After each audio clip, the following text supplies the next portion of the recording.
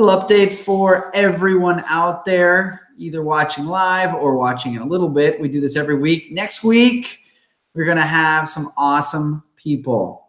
We've got, let's see, I'm getting an error message, but hopefully this is working. Let's see. Next week, I'm going to get two different really important people talking about Panama with me. The first is Gary Moore, who has started a seaplane business in Panama that is accessing some destinations that are going to put Panama up there with like Thailand or the Maldives. I mean, the places he's flying to is just insane what it opens up. So, all right, good. Katrina, cool. Looks like our audio is working. Good afternoon. Always fun to see where folks are checking in from. So yeah, talking about next week, we're going to get Gary Moore in here, starting a seaplane business the following week, or no, the following day, I should say. Next Thursday is Gary Moore. Next Friday is going to be Jackie Lang. Jackie Lang is a magnet. She is doing, she brings people to Panama relocation tours.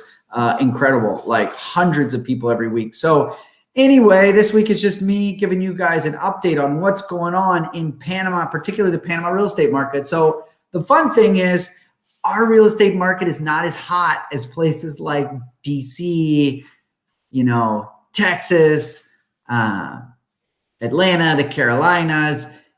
There's still opportunities down here. You're not seeing situations where people are getting outbid on a regular basis. Properties are selling for 5, 10, 15% more than what they're listing for. You don't see that here for a couple of reasons. First of all, bank financing is completely different in Panama. We don't have rates like they have up in the States, 2-3%. Here, you're going to be paying generally 5 to 6% on a mortgage, which means that if you're an investor and you're going to make, 3 or 4%, and then you have to put in the mortgage, it's not super interesting from a cash flow perspective. So, most of our investors are either picking up inexpensive deals and just kind of banking on appreciation versus cash flow if you're financed. So anyway, that's kind of the lay of the land in terms of how Panama compares to the rest of the market as far as where it's at in a cycle, which is still very much a buyer's market. There's still opportunities out there. This week, we've got some really interesting deals going on. We just had a couple deals go hard on Avenida Balboa, price per square meter out there. And it's always good if you're a buyer or even a seller, these kind of, just data points on the market are useful, because here in Panama, as you guys already know, there's not a whole lot of very good sources of information in terms of comps and recently sold. So we recently took 2 deals off the market on Balboa Avenue. The first one was in Rivage. Price per square meter, I want to say, was about $2,050, if I'm not mistaken. That was for one of the penthouse listings we had. So $2,050 per square meter for a 1,800 square foot, 3-bedroom, if I'm not mistaken. I don't have my notes in front of me, but I did just see that come across our little internal messaging system from one of our agents that deal has just gone to contract, which is cool. Pedesee continues to be cranking. Pedesee, as you guys all know, is the beach community out about 4 hours from Panama City.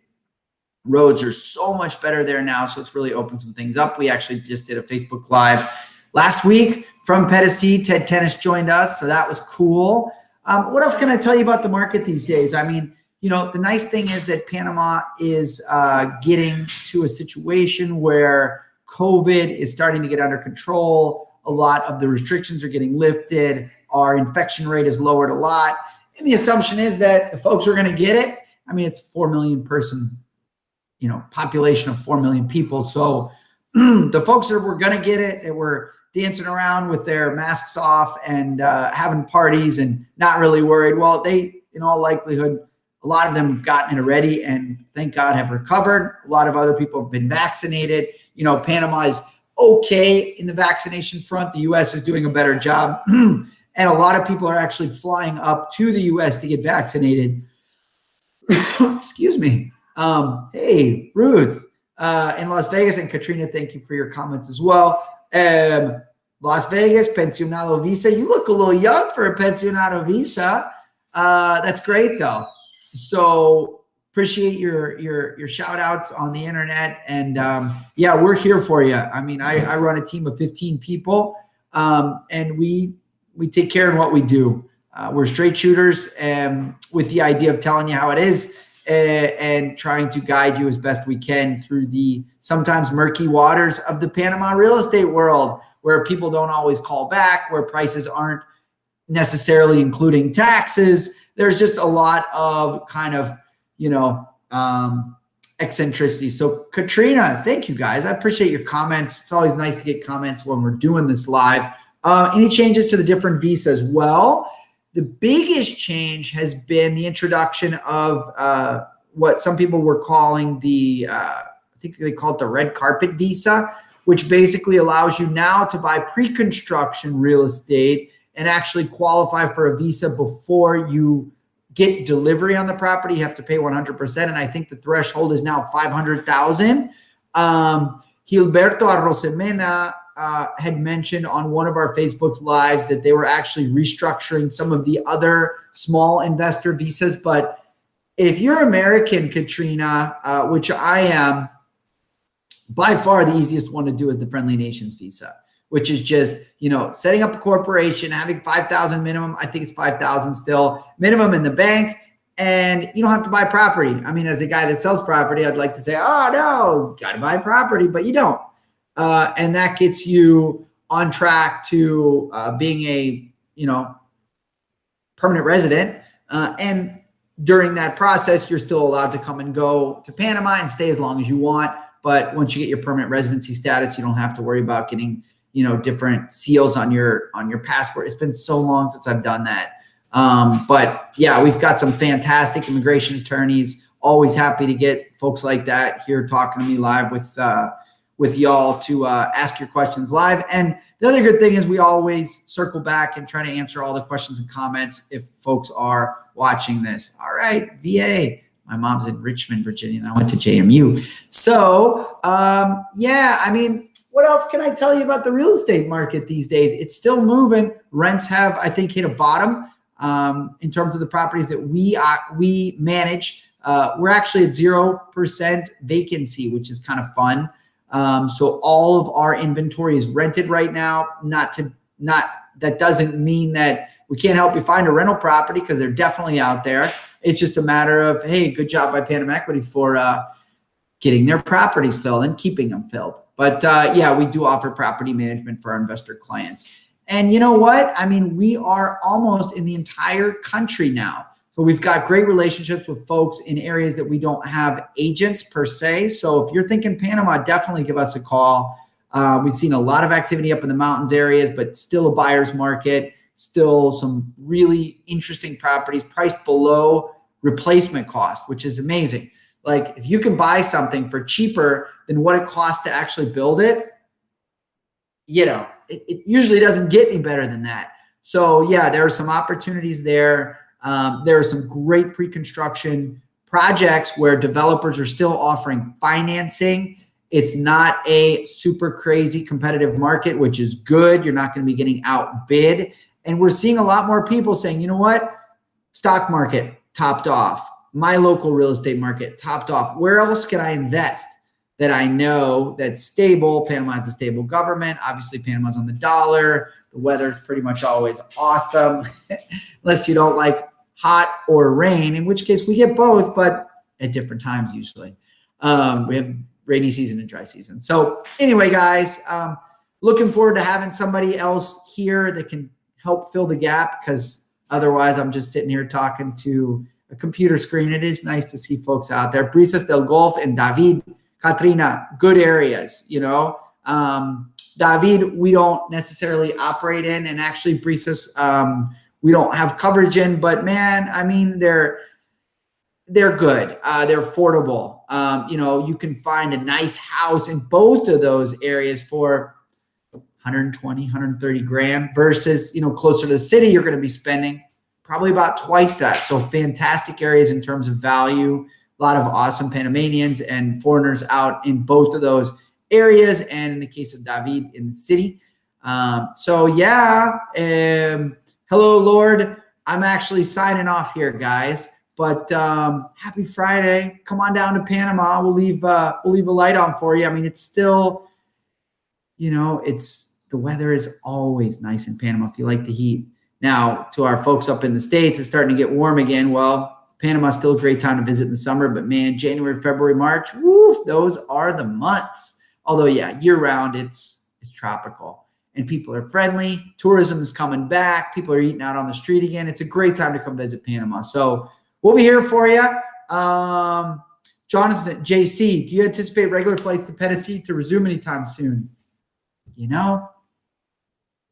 I sure hope so. I wasn't aware of too many regular flights going to Tennessee, but we do have a new air carrier flying out to Bocas, which is a great sign. We've got Elevair, which is the new seaplane company that is now online as well. So thank goodness the Air Panama monopoly has been busted. That was annoying because, we miss a little competition. Lord, congratulations on your full citizenship, like a boss. That's a big deal. I actually got that too, being married to my lovely wife, who is Panamanian, has put up with me for 11 years. So Portobello, of course. Portobello is about an hour and 15-minute drive from Panama City. Not a whole lot of real estate right there per se. I mean, there are definitely, that coast, the Costa Arriba, which if you want to learn about Portobello and the Colon coast, you have to you have to look at a episode we did like 2 weeks ago with Roz Beitel. I mean, she's the queen of the Caribbean. JC, so seaplane info. Tune in next week. Gary Moore with a company called Elevair. I think it's Elevair is going to be joining me. He was going to be on this week, but he was out making money, probably closing some new deals with some new hotels because he is accessing places with his company. He's been trying to get this off the ground, pun intended, for the last 5 years, and he did it. He's got his captain, he's got his fleet, he's got his permissions, and he's now going to be flying. I don't know when. They might already be flying. So next week, we're going to learn all about that and the places that they are going. For example, El Escudo de Veraguas, which is up on our Caribbean. So that would be northwestern coast, is insane. Literally talking Thailand, talking, just exceptional, crystal clear waters, beautiful green coastline, and completely virgin. And that's where these seaplane businesses are going to be accessing. And Gary's the first one. Hello, R. Cole at Berlin. Very good. Oh, thank you. I appreciate your well wishes, sir, or ma'am. I can't see your picture, but either way, it's thank you guys. It's always nice to have folks just even chatting while I'm up here, but we're going to get somebody else on camera next week to join me. So it's not just a monologue. Happy to answer any questions, but that's the general update here, guys. As the dollar continues to weaken, we are seeing a lot more interest from our typical European clients like Germany, Dutch, British, Spanish, of course, because your dollar or your currency is going further these days. And if that keeps up for 6 months to a year, that's enough to move the market because, as you know, Panama is a tiny market. I mean, Panama City is less than 1 million people. So I tell this story from time to time, but when I'd first gotten to Panama, 2007, Procter & Gamble was moving to Panama. They were relocating their North American operation and consolidating some of their Central American operation to Panama. So 1,500 families from Procter & Gamble all moved to Panama within a 6-month period. And rental prices increased just because of that one business. I mean, in the US, that's no big deal. We see a little bit of a bump. In Germany, same thing. Certain markets, I suppose. But Panama is such a tiny market that a multinational like that can have a direct impact. And guys, multinationals are sniffing around Panama once again. With the COVID has come opportunities. the market is consolidating a little bit in terms of competition. So the folks that are still in there are looking to either expand or even break into new markets, i.e. Latin America. And Panama is usually one of the first stops because geographically it's positioned to access North and South America, back and forth to Europe in terms of air connectivity, stable US dollar, friendly business climate. So it's good. All this news is great for Panama in terms of anyone that's either buying or already bought real estate. Is when you get multinationals moving in, when you get currency devaluations, at least, you don't want to sell right now because, if you're trading it back into a Canadian dollar or a real or a euro, then, you'll get less of those than you would have gotten a year ago. But if you're buying, well, then that's when things get interesting, and they have started to get very interesting. It's been a good year for Panama Equity and a good year for the market in Panama. But I think it's still got some legs. So anyway, guys, that's it.